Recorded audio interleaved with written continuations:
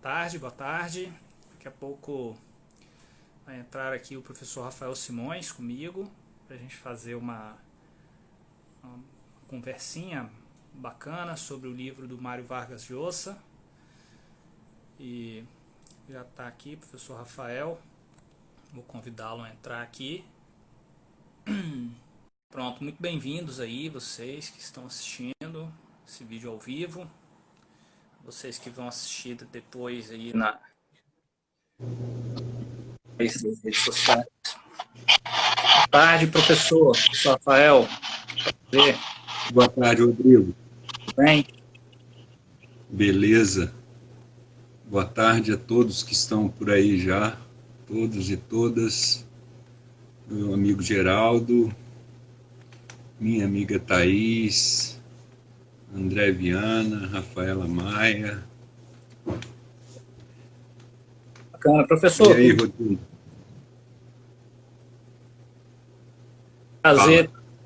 Um prazer, né, você novamente compartilhar um pouco dos seus conhecimentos literários comigo aí.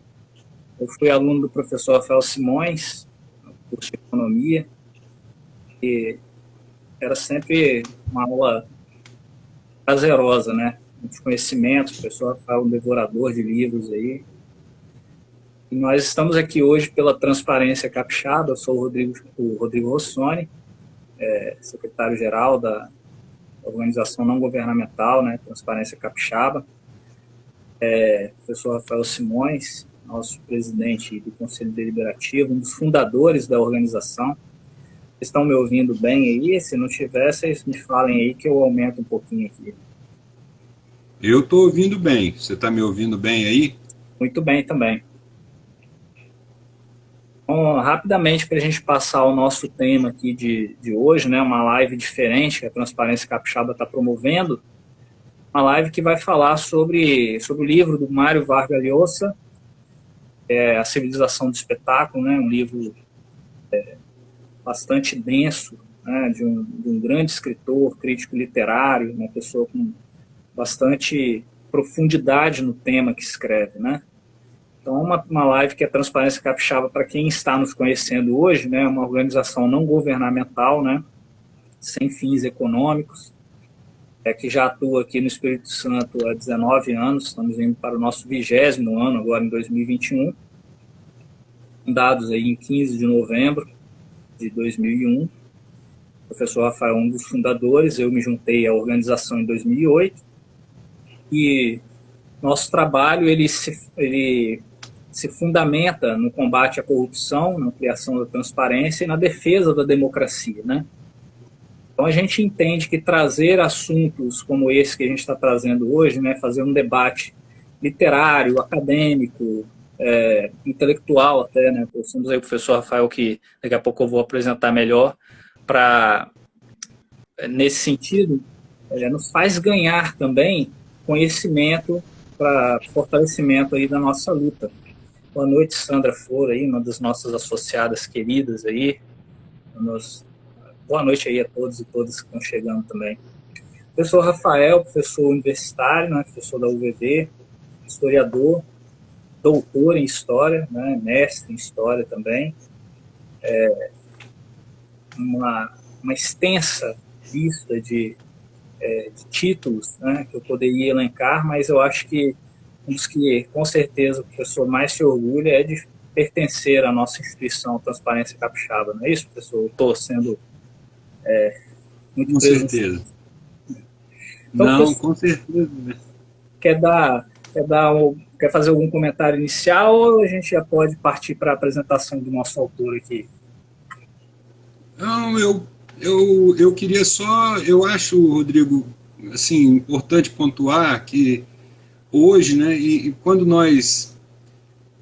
tudo começou em final de dezembro, né, acho que em dezembro, em algum momento você colocou lá no WhatsApp alguma menção ao livro do Vargas Llosa, talvez em novembro, final de novembro, início de dezembro, esse livro, e me interessou pelo tema.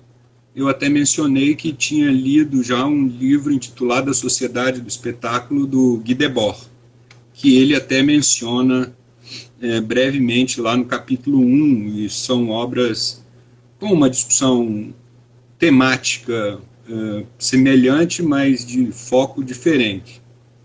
E eu me interessei pelo livro, né, e comprei o livro e li, e depois comentei com você, e a partir disso surgiu a ideia dessa live, que, como você bem colocou, eu acho importante a gente pensar os vários âmbitos que estão envoltos na defesa da democracia que se faz tão necessária hoje, né?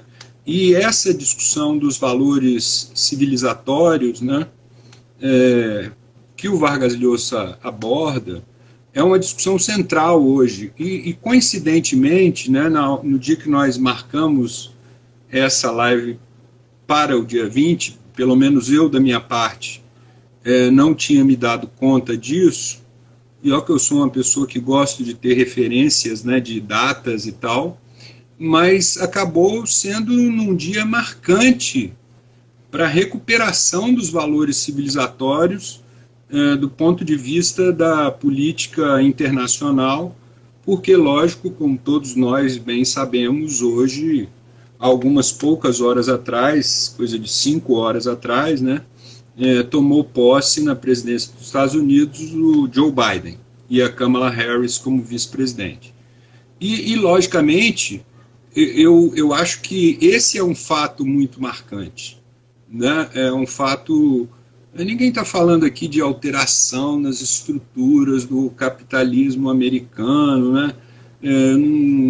Mas o mundo respira melhor, se eu posso usar essa metáfora tão pesada para os dias de hoje, se a gente lembrar, né, do assassinato do George Floyd, por exemplo, que marcou essa frase, né, quando ele afirmava lá para o policial: não estou conseguindo respirar, ou se a gente olhar para a crise recente de Manaus nos últimos dias, e do Amazonas, e que está se ampliando também até para o interior do Pará. Eu ouvi hoje alguns municípios da falta de oxigênio.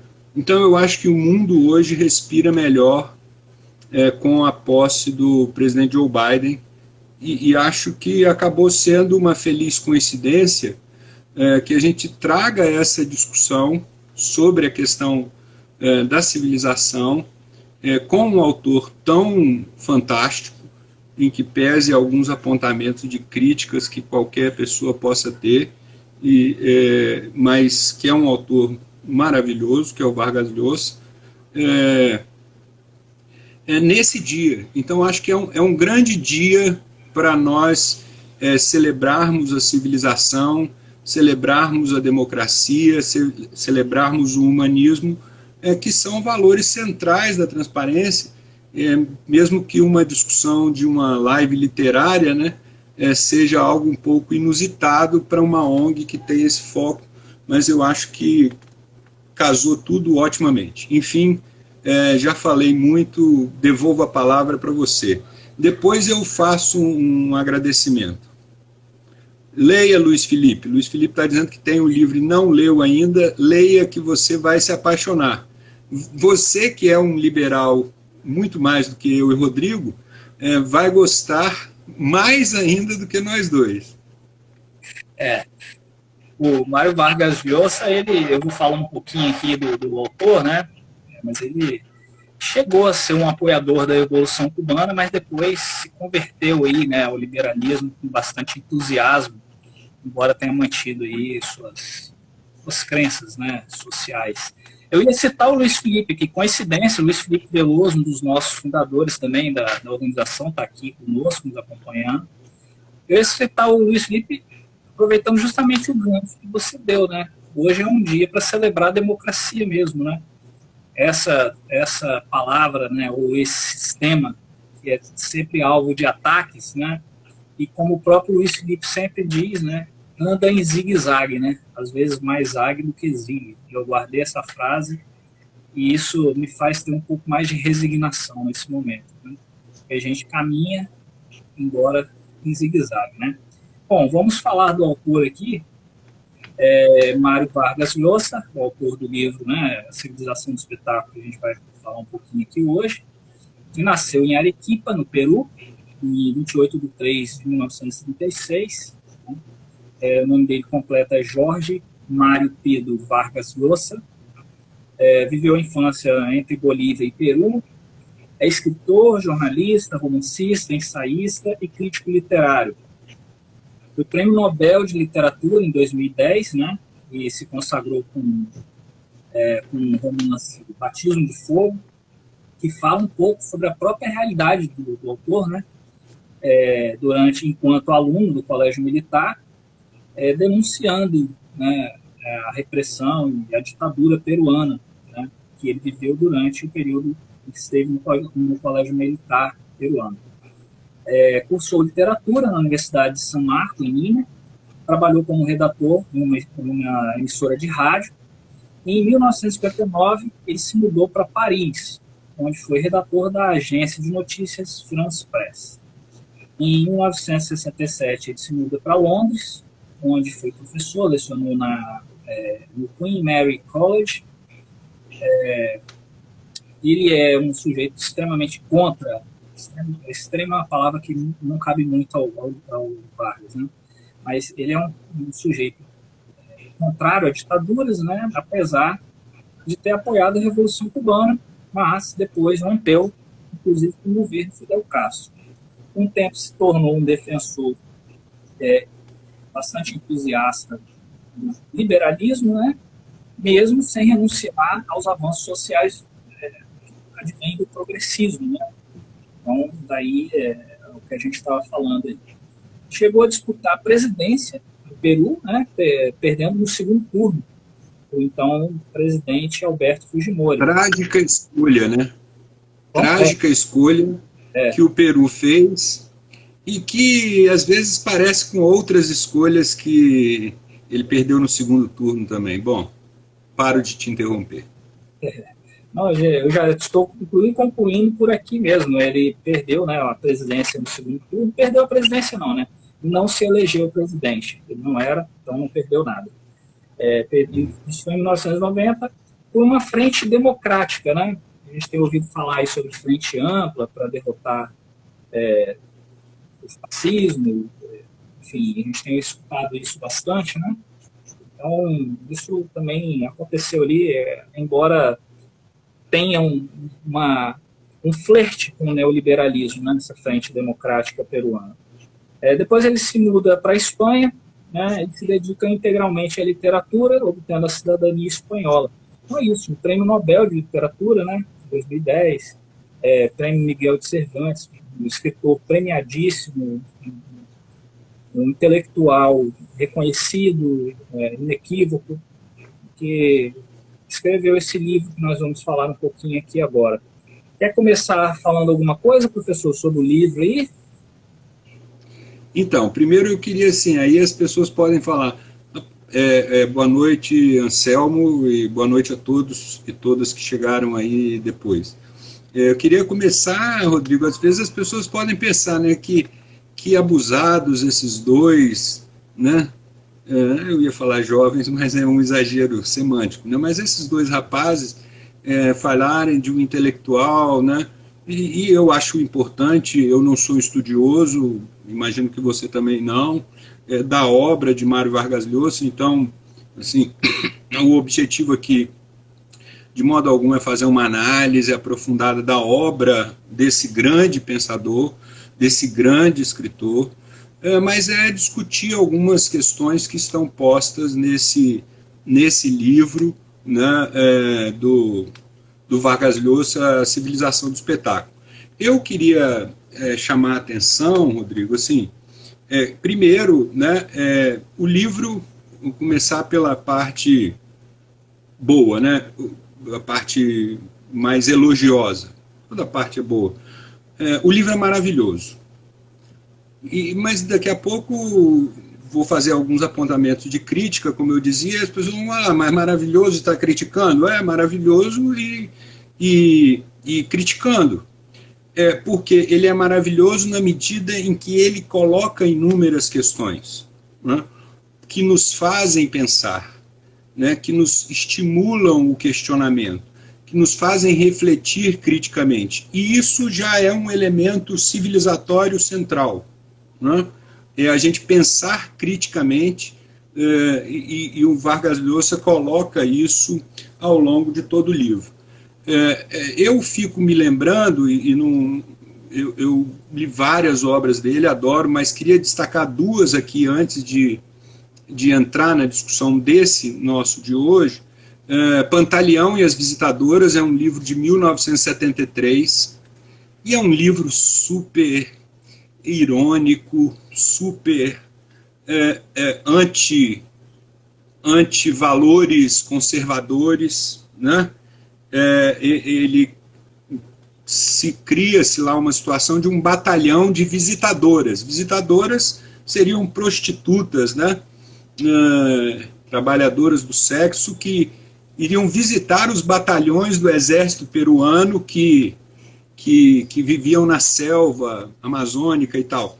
E ele desenvolve toda uma narrativa em torno desse Pantaleão, que era um militar peruano, que vai ser o chefe e organizador dessas visitadoras.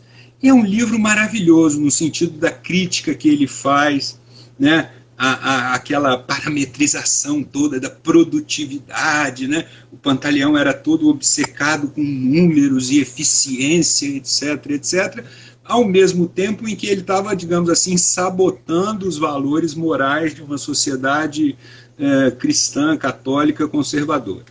E um outro livro excepcional, para mim é o melhor livro que eu li do Vargas Llosa, é O Sonho do Celta, né? Onde ele discute, a partir da vida de um dos fundadores do IRA, né, do Exército Republicano Irlandês, o imperialismo. Roger Casement, esse camarada, na África e na América do Sul. E o gancho para ele é porque esse Roger Casement, ele trabalhou para empresas britânicas, seja no Congo e depois no Peru, e isso deu, né, atraiu a curiosidade peruano, que ele atraiu a curiosidade, e ele conta maravilhosamente bem a história do Casement e do imperialismo na África e na América do Sul a partir desse caso. Então o Vargas Llosa, ele é um liberal, né, como você disse, ele tem uma origem lá, né, ele apoiou a Revolução Cubana, e ele se desencantou com a Revolução Cubana. O desencanto dele foi a partir da questão da liberdade, né? Então ele não tem uma crítica intensa. O liberalismo dele, o que eu quero dizer, me parece muito mais político do que econômico. Ele continua valorizando algum tipo de ação social, né, digamos assim.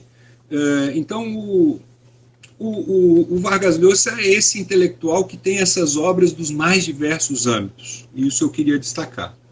E esse livro esse livro que nós estamos discutindo é um livro de 2012, que foi lançado aqui no Brasil em 2013. Como eu dizia, é um livro maravilhoso. Ele é maravilhoso, ele é muito bem pensado estruturalmente, então é uma leitura atrativa, porque após cada capítulo onde ele desenvolve, né, os núcleos centrais dessa civilização do espetáculo, ele coloca às vezes duas colunas que ele tinha escrito um pouco antes, ou algum tempo antes já, pontuando esse problema, colunas no jornal, principalmente no jornal El País, que é um jornal espanhol, e que ele escreve até hoje. Quem acessa o site do El País encontra sempre lá as colunas dele. Então, do ponto de vista da estrutura, o livro é muito bom. Ele chama de antecedentes, professor. Desculpa, só te exatamente. Né? Não, então, ele vai lá, coloca o capítulo e depois coloca lá os antecedentes a partir de onde veio essa ideia já nas discussões que ele fazia. E isso me lembrou um outro livro, que é um livro do Todorov, Memórias do Mal, Tentação do Bem, que é um livro maravilhoso sobre o século XX e que tem essa estrutura também muito bem pensada, similar a esse modelo, digamos, que o Vargas Llosa usa. Agora, aí vamos começar lá nas discussões assim, de alguns problemas, né, do livro maravilhoso, mais uma vez, na medida em que nos problematiza, nos faz pensar. Uma primeira questão, eu discordo da tese central dele, do livro. A tese central é o quê? A decadência da cultura, né? A civilização do espetáculo é uma civilização marcada pela decadência da cultura. Essa é uma discussão antiga. Eu fiquei me lembrando disso, e aí lembrei lá de um grande pensador alemão chamado Walter Benjamin, que escreveu lá em 1936 um artigo, um ensaio também, como esse, a obra de arte na era de sua reprodutibilidade técnica. E nesse ensaio, o Benjamin defende que a massificação das obras de arte, ela é um fator, ao mesmo tempo, democratizador e ampliador da cultura a partir da sua difusão. E o Benjamin teve lá uma discussão onde um outro grande pensador alemão, Theodor Adorno, fazia o contraponto com a visão negativa, que é uma visão muito mais próxima à que o Vargas Llosa apresenta. Então, assim, em que pese toda a argumentação, e uma argumentação muito bem feita, do Vargas Llosa, a tese central, né, essa tese da decadência da cultura, me parece falha. Por quê? Me parece falha por... É um pessimismo antigo, professor? Porque, inclusive, eu estou aqui... É um pessimismo, às vezes beira uma certa visão aristocrática, às vezes me parece um pouco de uma confusão de cultura com educação formal, né? Então, eu não vejo que essa tese se sustenta. Por quê? Não se sustenta na medida em que, às vezes, a gente vive, para usar uma linguagem atual, a gente vive muito em bolhas, né? E a gente não percebe os movimentos amplos que estão acontecendo. Uma das coisas que me faz amar a minha profissão é o meu contato permanente com os jovens, e eu sou constantemente desafiado a conhecer, né? Aí estou lá, vem um aluno falar de um músico que eu nunca tinha ouvido falar, de um rapper, alguns vão falar, meu Deus, Rafael, eu fui conhecer Criolo, que é um grande músico, algum pouco tempo atrás, não sei, talvez 2 anos, 3 anos, mas você pega a obra de Criolo, é uma obra de alta crítica, é reconhecida, né? Gravou recentemente a música Cais, por exemplo, com Milton Nascimento. Então, às vezes, eu acho que falta ao Vargas Llosa para fazer uma análise tão pessimista dessa decadência da cultura, um conhecimento mais efetivo da realidade cultural mundial, que é difícil da gente obter hoje, dada a quantidade de informação que ele, inclusive, destaca na obra, né? Que a gente tem, mas que a gente não consegue. É acessível? Mas a gente não dá conta de ter acesso a essa difusão e produção cultural. E aí eu fico me lembrando de um grande historiador capixaba, né? A Malu Carletti está lembrando aí da parceria do Caetano com o Emicida, né? Tem muita coisa. O Amarelo do Emicida, né? Tá fazendo toda uma discussão profunda sobre o Brasil atual e os seus impasses e futuro, está aí disponível no Netflix. Mas, como eu dizia, eu fico me lembrando de um grande historiador capixaba, que é o meu pai intelectual de pensar a história do Espírito Santo e pensar um pouco a história, que é o professor Renato Pacheco. Foi meu professor na graduação. E o professor Renato Pacheco era um estudioso do folclore, uma manifestação cultural valiosíssima, que tem seu significado.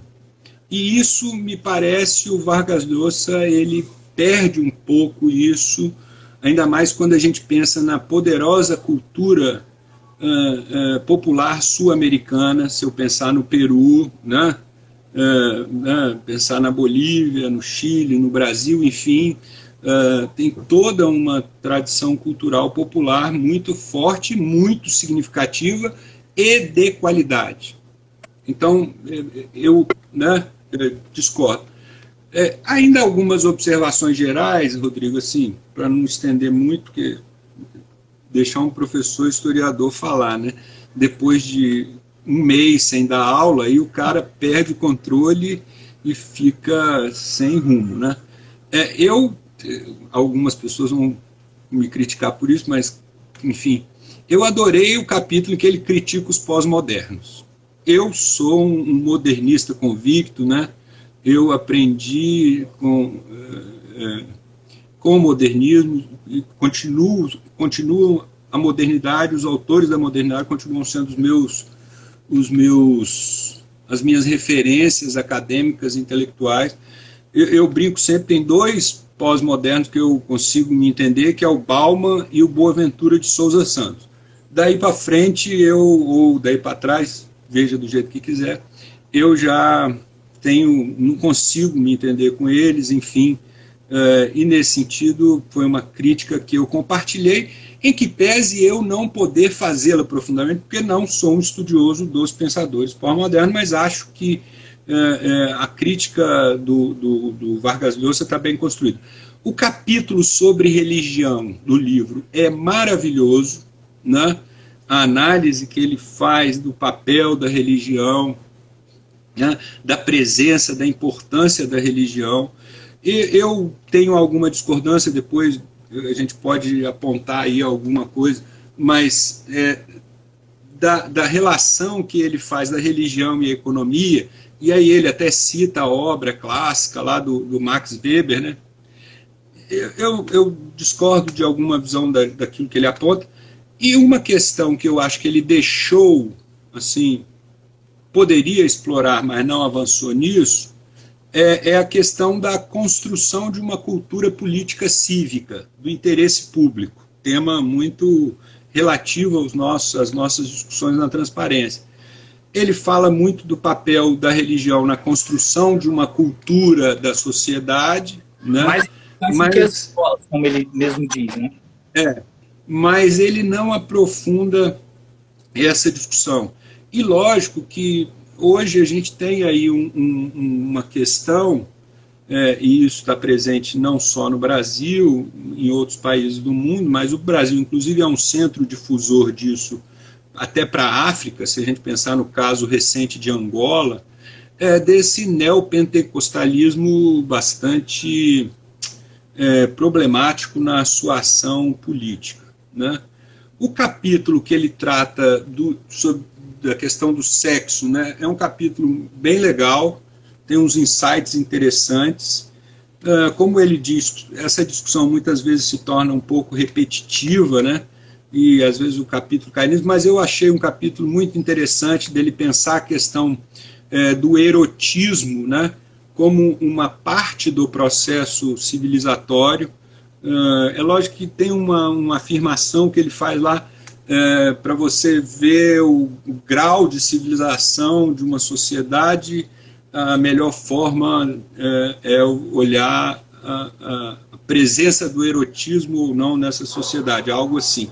Depois eu posso olhar a referência certa. E isso me parece um pouco exagerado, né? Mas, enfim, esse capítulo me pareceu bem interessante, e o erotismo é uma discussão antiga na história, assim, se a gente pensar né, no papel do erotismo nas sociedades do final do século XVIII e do século XIX. Tem um papel social, cultural, político, que é explorado, né, por historiadores, né, enfim. E aí, assim, duas críticas finais. uma coisa que eu senti falta, e lógico, isso me parece fruto um pouco da visão dele liberal, né? Ele não consegue avançar na crítica do papel do capitalismo na construção dessa civilização do espetáculo, né? Ele trata o problema de uma maneira muito, digamos, para usar uma linguagem marxista, até porque ele menciona Marx nesse capítulo, até porque estuda, né? Foi um estudioso, é um estudioso, mas ele trata o fenômeno da cultura de uma forma muito superestrutural, né? Sem a vinculação com a infraestrutura. E veja que eu estou usando aqui a expressão vinculação, eu não sou nenhum marxista ortodoxo, está falando da subordinação, né? Meu amigo Geraldo Queiroz, que está por aí, né, já ouviu falar disso, outros que estão por aí também. Eu não estou falando aqui de que a cultura, como um fenômeno da superestrutura, é subordinada à infraestrutura, ao econômico, em última análise.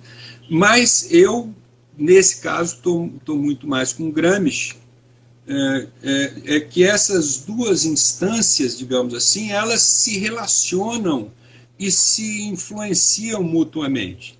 E, portanto, eu acho que ele deixa isso solto, né? Esse fenômeno da massificação da cultura e da perda, e se a gente quiser, né, pensar assim, e aí é uma discussão de um liberal progressista americano, que é o filósofo Michael Sandel, na medida em que você transforma tudo em valor dinheiro, você acaba corrompendo aquela, aspas, coisa que você está valorizando como dinheiro, corrompendo no sentido não de corrupção, né, nesse sentido tradicional que a gente fala, propina, desvio, não, corrompendo no sentido de desvalorizá-la, porque tem coisas, né, que não têm condições de ser valorizadas por dinheiro. Vamos pensar aqui, quanto é que vale um tubo de oxigênio? Vamos dar um exemplo logo bem dramático. Quanto é que vale um tubo de oxigênio hoje do Amazonas? Em termos de valor, né? Você vai lá, compra, né, um tubo de oxigênio, alguém compra, alguém põe no avião, leva, isso vai custar um dinheiro. Um preço. Certo. Mas o valor real disso é inestimável.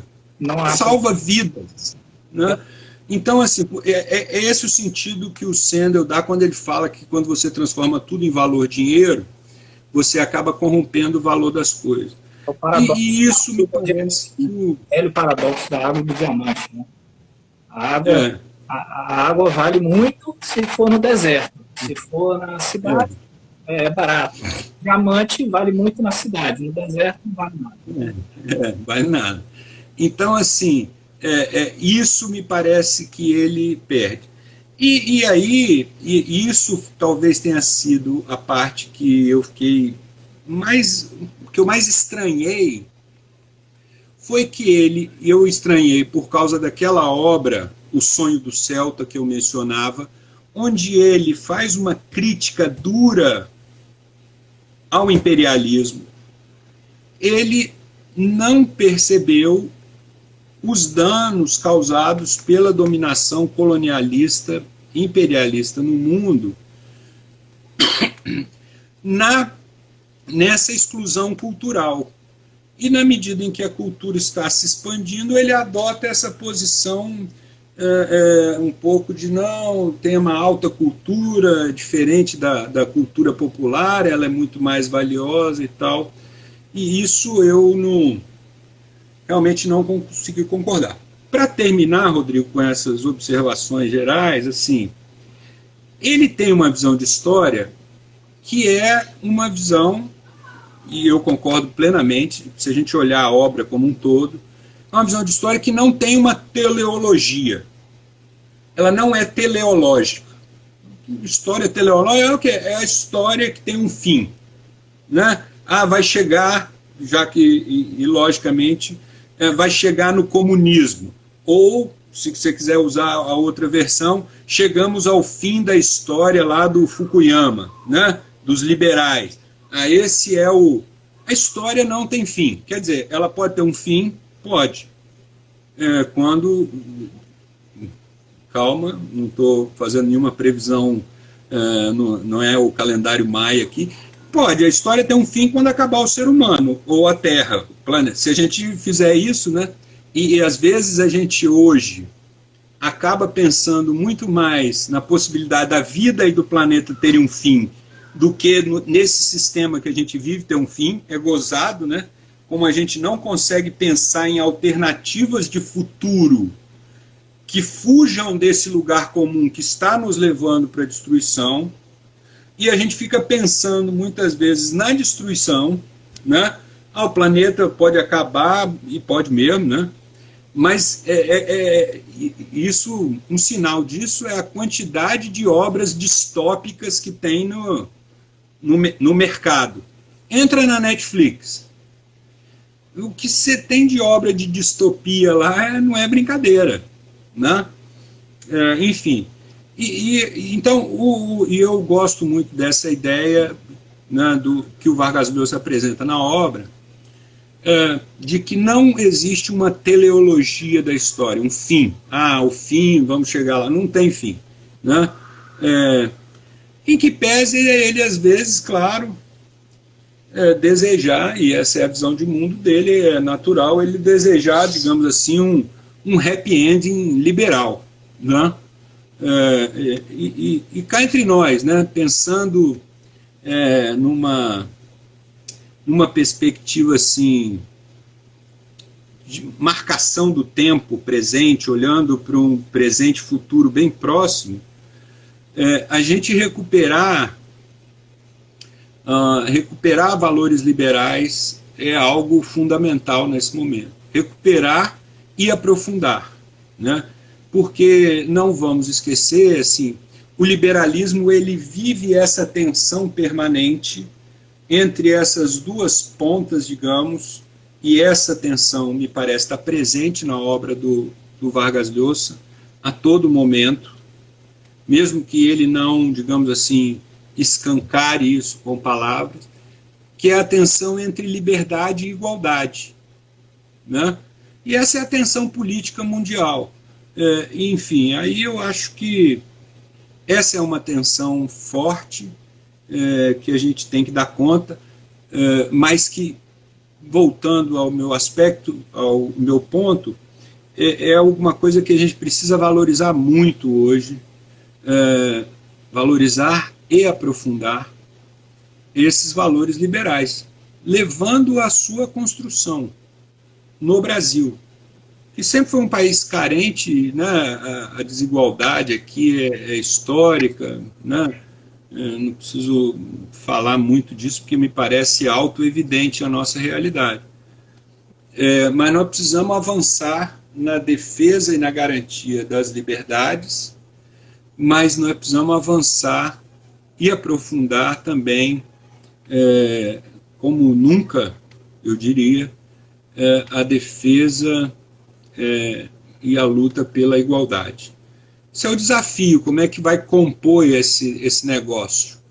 Porque essas são palavras que representam, no fundo, a ideia de democracia, que não tem, e esse é algo que fica às vezes perdido na cabeça das pessoas, que não tem uma definição total, final, né? Liberdade é algo em construção, igualdade é algo em construção, democracia é algo em construção. Se a gente olhar para a democracia que os gregos tinham lá na antiguidade, a gente ri dela hoje e fala, como é que aquilo é democracia? Se a gente olhar para a democracia, né, de inúmeros locais, em inúmeros momentos do tempo, a gente estranha. Por quê? Porque essas palavras elas não são conceitos estáticos, são conceitos históricos. E nós precisamos recuperar aqueles valores que são caros a essas palavras, né?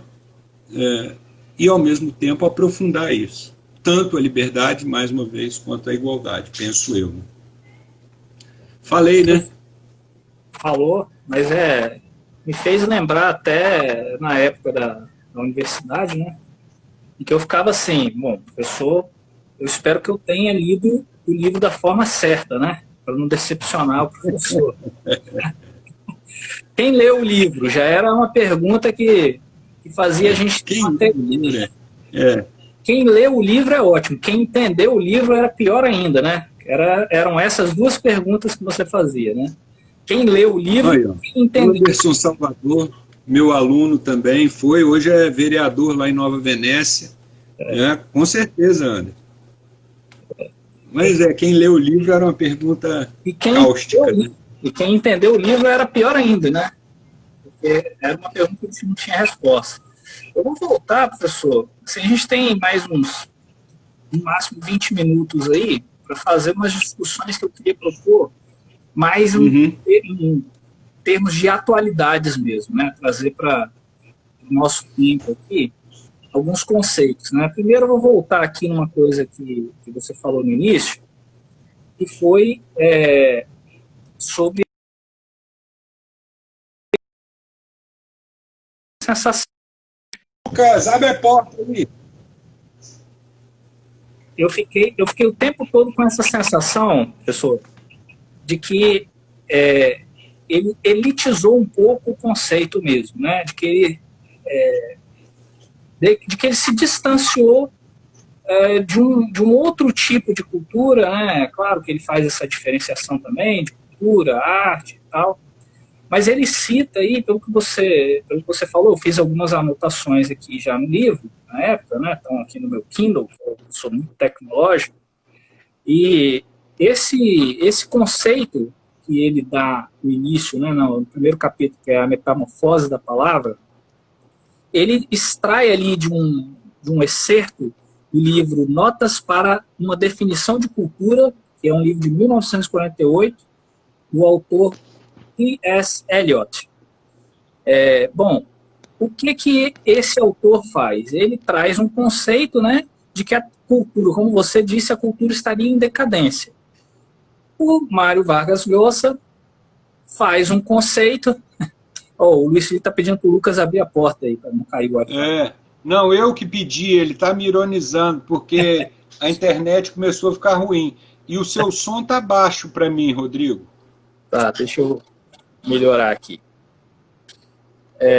Bom, então o que ele faz? Ele pega esse excerto e parece não apenas concordar, né, que a cultura está em decadência, mas que já é o nosso tempo, né, de que a civilização do espetáculo é a nossa geração, né. Eu fiquei me lembrando, enquanto eu li o livro dele, da teoria dos macacos infinitos, né. Se você pegasse infinitos macacos e dessem a eles infinitas máquinas de escrever, em algum momento, algum macaco ia escrever uma obra de Shakespeare, por exemplo. Aí, ok, vai escrever uma obra de Shakespeare, mas eu sempre fico me perguntando o quanto de lixo que os outros macacos vão produzir, né? Então, assim, é claro que quando a gente olha para a quantidade de lixo que se produz, né, será que vale a pena você ter tantos macacos infinitos com infinitas máquinas de escrever? Essa é a teoria dos macacos infinitos. Bom, mas ele faz essa pontuação em cima desse livro, que foi o que você falou, né, de que a cultura estaria em decadência e que ela chegou na nossa geração, né, que ela está prestes a desaparecer porque ela é esvaziada de conteúdo, é isso que ele diz, né? Então, o nosso tempo seria esse tempo onde a cultura já não existe mais, que ela está esvaziada de conteúdo, né? E que uma forma de destruir essa alta cultura, que é elitizada, aristocrática, é justamente a democratização da cultura, que é o que você exaltou, né? Da gente tentar conhecer um pouco o que existe em outras bolhas. Bom, eu vou fazer umas pontuações gerais aqui para a gente trazer para a nossa atualidade. Eu só queria destacar aonde estava esse trecho aí que você falou, né? Que é logo no primeiro capítulo da Metamorfose da Palavra, e é um conceito que ele traz do livro do T.S. Eliot.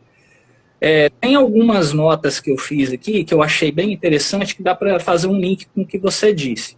Por exemplo, quando ele fala sobre a religião, né, e ele faz questão sempre de colocar o Estado como a necessidade do Estado laico e esse tipo de coisa, dá para fazer uma ligação também com o capítulo do erotismo, né, onde há, de fato, uma banalização das questões sexuais e tal, mas há também uma questão referente à castração sexual que existe exatamente no neopentecostalismo fundamentalista, né? E aqui a gente não está fazendo nenhuma crítica a religiões, mas estamos aqui pontuando que o próprio autor chama a atenção, né, sobre esse envolvimento político que pode existir entre culturas religiosas fundamentalistas, né?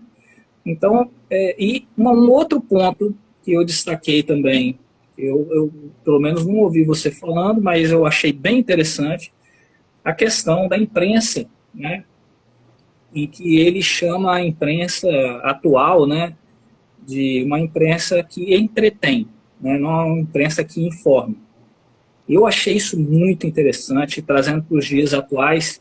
A gente vê o que mais faz sucesso muitas vezes nos jornais, na mídia, são as fofocas políticas e não realmente os temas políticos relevantes, né? A gente está com dois casos aí recentes, né? Um deles veio a público hoje. Se vazam nudes de um político, isso chama muito mais atenção do que o histórico político desse sujeito, o que ele fez de bom, o que fez de ruim. E isso traz um aspecto extremamente negativo do ponto de vista moralista, falacioso para a política, que beira o fundamentalismo religioso, né? Então a imprensa, quando ela se ocupa do entretenimento do sujeito, ao invés da informação, e ele fala isso várias vezes, a gente também tem esse esvaziamento da cultura. Então também é preciso concordar com ele que a degeneração, muitas vezes, da sociedade, né, da cultura da sociedade, também existe, de certa forma, né, não no nível de pessimismo que ele traz, é claro, já dizendo que acabou na nossa geração, mas quando a gente olha realmente para esses tipos de jornais sensacionalistas, né, estruturas midiáticas que focam muito mais em fofocas do que em informações, né, e muito mais desinformam do que informam, muitas vezes são elas mesmas as vítimas desse tipo de editoria, né? Quando você vê uma editora focando apenas na fofoca política, apenas no entretenimento, nessa parte cultural, como se a política fosse um picadeiro, né? E que não houvesse ali nada que não fosse aproveitável, né? E que se divertir às custas de um vazamento de nudes de um político fosse o assunto mais interessante que essa imprensa poderia pautar. Então ele chama atenção para isso, que eu faço um link, inclusive, com esse moralismo religioso, né? Eu acho que nesse aspecto da política, Rodrigo, assim, uma coisa que eu queria destacar ele fala dessa descredibilização da política, né? A partir de uma crítica feita para usar a expressão dele, que é uma expressão clássica, né, do jornalismo marrom, e tem uma discussão nesse nosso campo específico de ação, que é o campo da corrupção, que é a tal da política do escândalo, né? O John Thompson discute isso, Manuel Castells discute isso no livro excelente chamado O Poder da Comunicação. O do John Thompson, o título do livro é A Política do Escândalo, que isso é muito ruim, né? Porque, na verdade, você faz aquela vala comum e joga todo mundo dentro, né? E foi esse tipo de movimento que acabou contribuindo, não só, né, mas também contribuindo para a ascensão desses políticos populistas da extrema-direita, que fazem esse discurso raso de uma moralidade em abstrato, né, e que descredibilizam todo o sistema político, e que não aponta nenhuma solução para a sociedade. Por quê? A solução, isso a gente precisa deixar claro, quem faz política pela via democrática, né, quem quer continuar na via, tem críticas à democracia, precisa ser aprofundada, né, falamos um pouco disso, mas quem quer fazer política no campo democrático, né, precisa respeitar minimamente alguns padrões, algumas instituições, alguns limites, né? Se você pegar lá o livro do Como as Democracias Morrem, ou o Fim da Democracia, do David Russman, eles chamam a atenção para isso.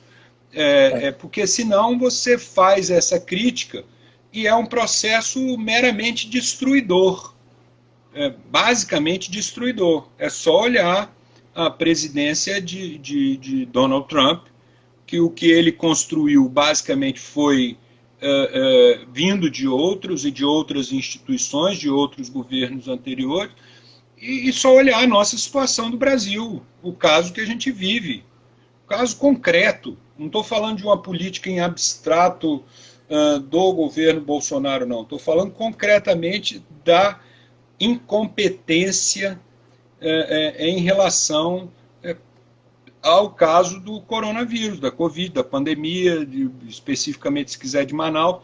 Isso mostra como é fundamental respeitar e trabalhar com as instituições. Elas precisam de mudança? Precisam. Elas precisam de melhoramentos, aprofundamentos. E aí isso vai ser resolvido na luta política, na disputa política, que vai para lá, vai para cá, um pouco para lá, um pouco para cá.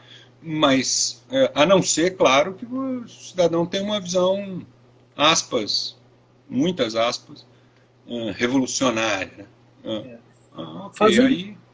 Fazendo mais um gancho com uma coisa que você falou, professor, sobre a questão do capitalismo, né? Fechando aqui todos os ganchos que eu fiz com os capítulos que ele trouxe para a gente.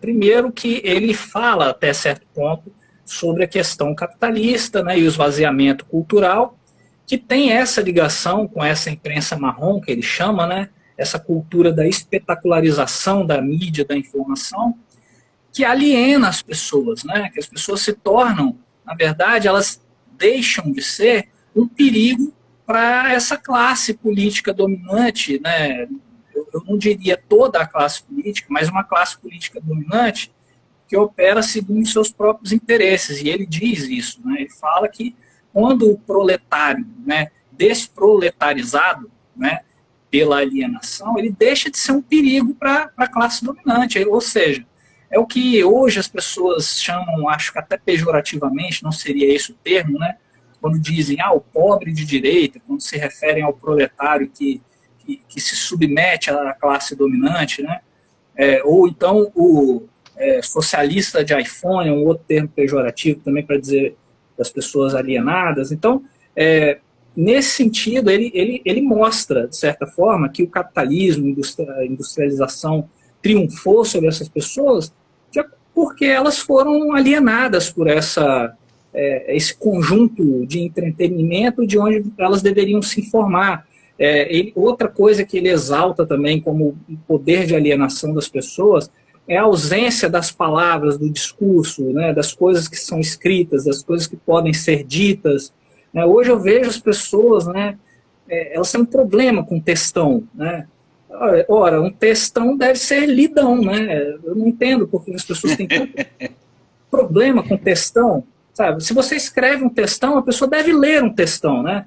Deve dar um lidão nesse textão. Senão, como a gente se comunica? A Transparência Capixaba, por exemplo, ela emite notas públicas. Né? Houve, recentemente, um repúdio às notas de repúdio. Né? Evidentemente, né, que a gente espera muito mais de quem pode fazer muito mais, que são as nossas instituições. Mas quando a gente precisa se comunicar como sociedade civil, nosso poder é a fala, é a escrita. E ele demonstra que isso é um problema. Né? Quando as pessoas começam a ter problemas com os discursos.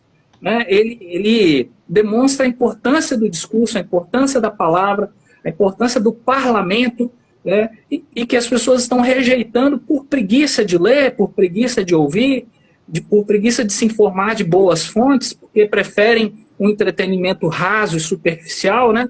Ele inclusive diz isso, que a verdade do humano foi substituída pelo artificial e pelo falso.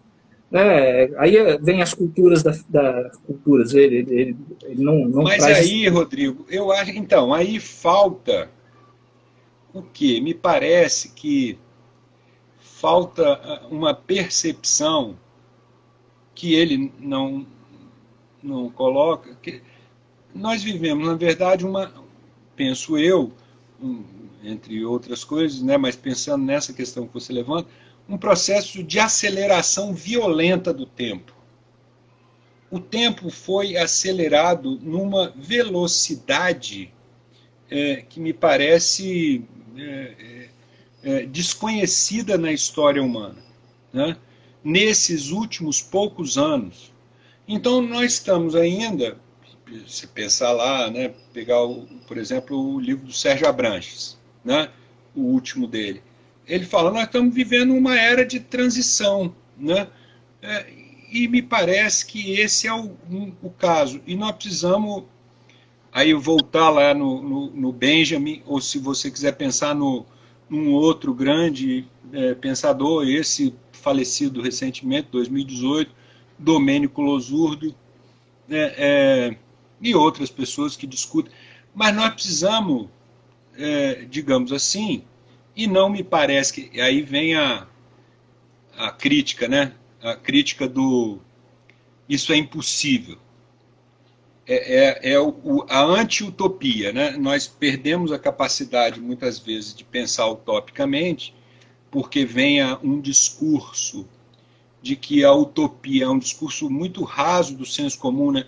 A utopia leva necessariamente aos regimes totalitários, né? Um discurso a utopia só constrói em totalitarismo. Isso é um pouco falso, historicamente, me parece. Muito senso comum, raso. Mas nós perdemos a capacidade de pensar utopicamente e nós fomos para esse utilitarismo pragmático, né?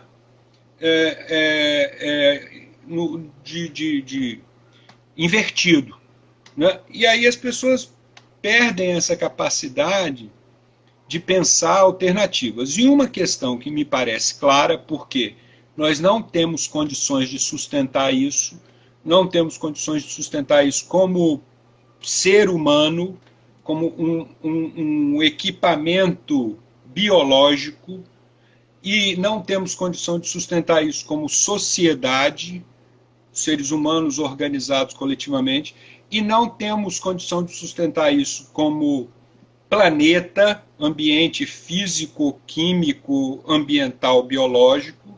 Nós não temos condição de sustentar essa velocidade do tempo do mundo. Nós precisamos domesticar o tempo de novo. E domesticar o tempo a favor do ser humano. Isso me parece claro, se a gente pensar naquela... Ela perdeu, né, um pouco do seu, digamos, do seu espaço por conta da pandemia, mas me parece que é uma questão central que está colocado naquela menina porque é jovem mesmo, Greta Thunberg, né, líder ambientalista. Nós precisamos domesticar o tempo, porque o tempo hoje ele é contra o ser humano. Ele é contra o ser humano pensar, ele é contra o ser humano viver, ele é contra o ser humano ter lazer, é contra o ser humano trabalhar, ele é contra tudo. Ele foi capturado pela irracionalidade técnica. E, na verdade, aí vem, mas isso é utopia. O ser humano não tem condição de controlar. Mas nós sempre controlamos a técnica. O que nós fizemos com a Revolução Industrial? Foi controle da técnica. Ela começou descontrolada.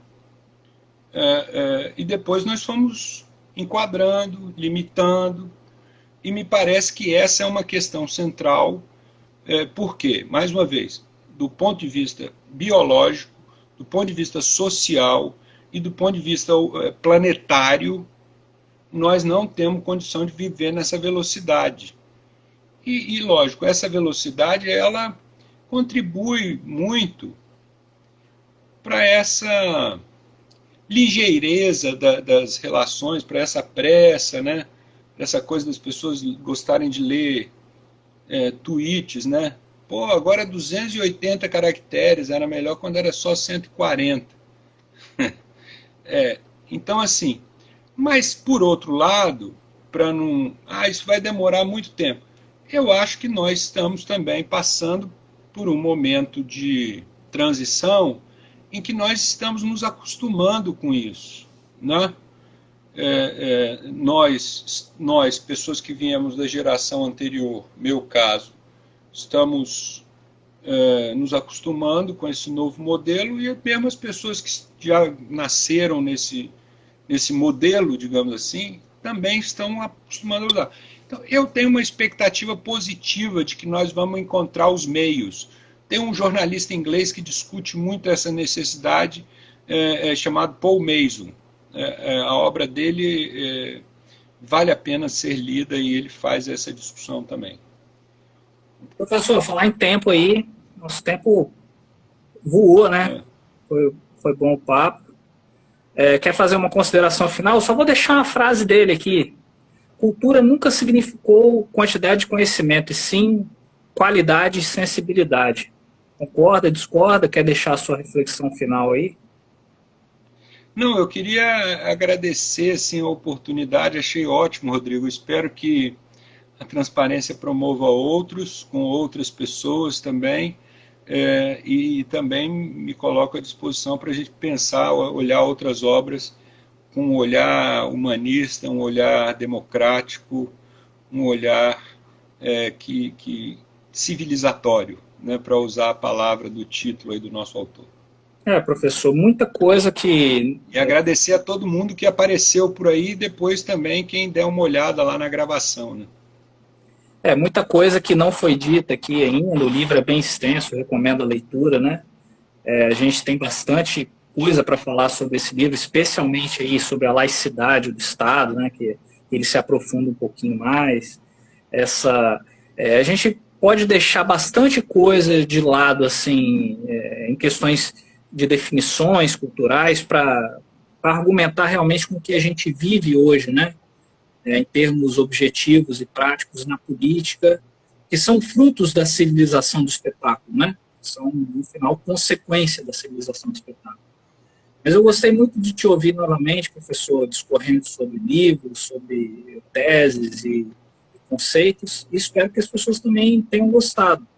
E já vamos fazer o convite aí para a próxima, né? Vamos pensando aí já qual vai ser o próximo livro e quem vão ser os nossos convidados. Quem tiver sugestão, escreve aí para a gente, né, na Transparência Capixaba, manda uma mensagem direta aí, e a gente vai tentar trazer esses assuntos aqui, porque a gente, com certeza, na literatura, no conhecimento, né, na intelectualidade, a gente tem bastante coisa para trazer para a nossa realidade, né, do nosso país, da nossa política, e, principalmente, né, trazer conceitos e pensar soluções. Tá certo? Valeu, pessoal. Beleza. Boa noite para todo mundo. Obrigado, pessoal. Obrigado, Rodrigo. Valeu. Até a próxima. Tchau, tchau. Um abraço.